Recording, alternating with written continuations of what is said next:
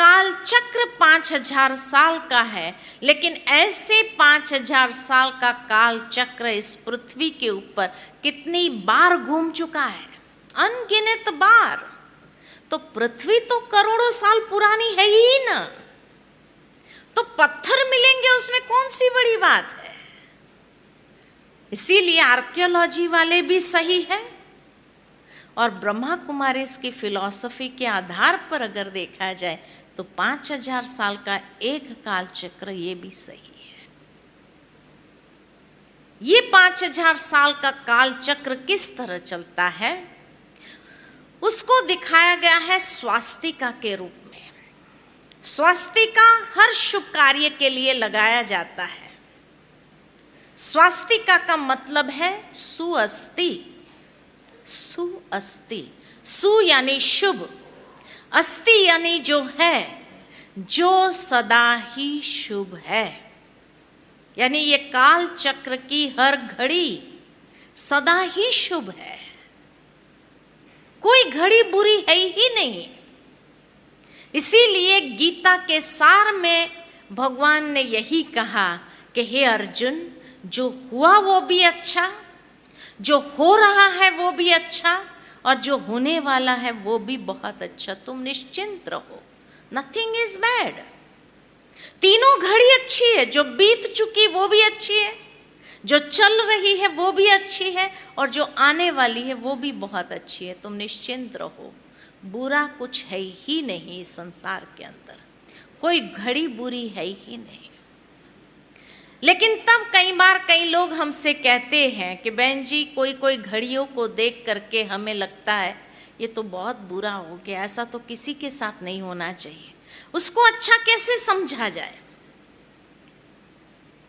मुझे याद आता है कि एक बार एक भाई थे, उनका कार एक्सीडेंट हुआ, दोनों पैर फ्रैक्चर हो गए, हॉस्पिटल में थे।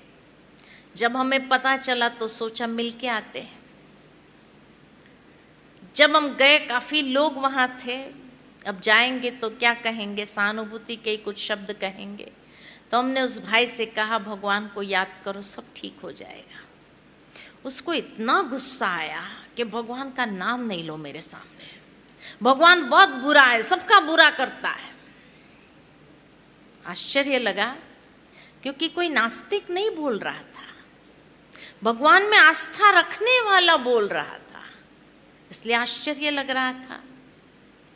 बार बार उसके मुख से एक ही बात निकल रही थी कि बहन जी, मैंने किसी का बुरा नहीं किया, फिर मेरे साथ ऐसा क्यों हुआ? अरे एक फ्रैक्चर हुआ है, थोड़े दिन में ठीक हो जाओगे, चलना आरंभ कर दोगे, जान तो बच गई। लेकिन उसको ये बात हजम नहीं हो रही थी, मेरे साथ ही ऐसा क्यों, मेरे साथ ही ऐसा क्यों। आखिर हमें महसूस होने लगा जितना ज़्यादा देर यहाँ खड़े रहेंगे ये भाई का गुस्सा बढ़ता जाएगा, इसलिए बेटर है कि हम बाहर निकल जाएं। तो हम धीरे धीरे सरकते हुए बाहर निकलने लगे। उसकी पत्नी ने देखा तो वो तुरंत आई हमारे पास में और कहने लगी, बहन जी कुछ उल्टा सीधा कह दिया हो तो आप क्षमा कर देना। मैंने कहा एक बात जाननी थी कि भाई तो भगवान में आस्था रखते हैं, एक कार एक्सीडेंट क्या हुआ जो इतना भगवान के ऊपर नाराज होकर के बोल रहे हैं? तो कहा ऐसी बात नहीं है। फिर कैसी बात है? तो उसने बताया वो कोई लायंस का या रोटरी का गवर्नर था और हमेशा समाज के लिए बहुत अच्छा काम करते थे। अब उसका टेन्योर पूरा हो रहा है और जब टेन्योर पूरा होता है तो कोई इंटरनेशनल गैदरिंग होती है, उसको उस गैदरिंग में जाना था और उस गैदरिंग में उसका सम्मान होना था, उसको अवार्ड मिलना था। लेकिन 10 दिन पहले उसको यह कार एक्सीडेंट हो गया। अब 10 दिन के अंदर तो ठीक होके नहीं जा सकता, दोनों पैर फ्रैक्चर थे, कैसे ठीक होकर के जा सकता है? तो इसलिए बार बार उसके सामने वही दृश्य आ रहे थे कि अरे इतने बड़े बड़े दुनिया भर से लोग वहाँ आएंगे, उन सब के बीच में मेरा सम्मान होता था, मुझे अवार्ड मिलता था और अब कुछ भी नहीं मिलेगा। ये मौका मेरे जीवन के लिए एक बहुत बड़ा गर्व था, और अब कुछ भी नहीं। इसलिए उसको गुस्सा आ रहा था कि बहन जी, मैंने कर्म किया, फल लेने का समय आया तो भगवान ने मेरे हाथ से फल क्यों छीन लिया। हमारे सामने सामने किसी ने उसको कह दिया, भगवान को क्यों गाली देता है, कर्म का हिसाब किताब भी तो हर एक का अपना होता है, वो तो भोगना ही पड़ता है। उसको और गुस्सा आया कि कर्म का हिसाब किताब मैं कहाँ मना करता हूँ, लेकिन वहां से आने के बाद भगवान हिसाब किताब नहीं ले सकता था, पहले ही लेना था। अब उसको कैसे समझाए। आखिर हम तो वहां से चले गए। 8-10 दिन के बाद गुरुवार का दिन था, सोचा चलो बाबा को अब भोग लगा है, भाई के लिए भोग ले जाते हैं, हो सकता है भाई की मानसिक स्थिति ठीक हुई हो। तो जब हम गए तो और कोई नहीं थे, वो और उसकी पत्नी 2 ही थे। जैसे ही हमको देखा तो कहने लगा, आओ बहन जी आओ, देखो भगवान जो करता है ना अच्छा ही करता है। क्या हुआ? तो उसने न्यूज़पेपर उठाकर दिखाया, जिस फ्लाइट में मैं जाने वाला था वो फ्लाइट क्रैश हो गया, सारे लोग खत्म हो गए।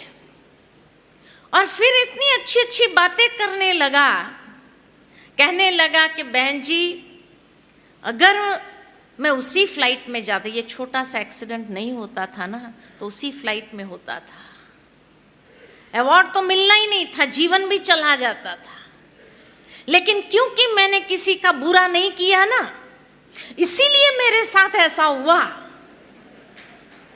10 दिन पहले यही सवाल कर रहा था, मेरे साथ ही ऐसे क्यों हुआ, मेरे साथ ही ऐसा क्यों हुआ, और अभी खुद ही जवाब देता है, क्योंकि मैंने किसी का बुरा नहीं किया था, इसीलिए मेरे साथ ही ऐसा हुआ कि ये छोटा सा एक्सीडेंट करके भगवान ने मुझे रोक लिया। आज मुझे महसूस होता है कि भगवान ने मुझे सबसे बड़ा अवार्ड जीवन में दिया, एक नया जीवन दान दिया।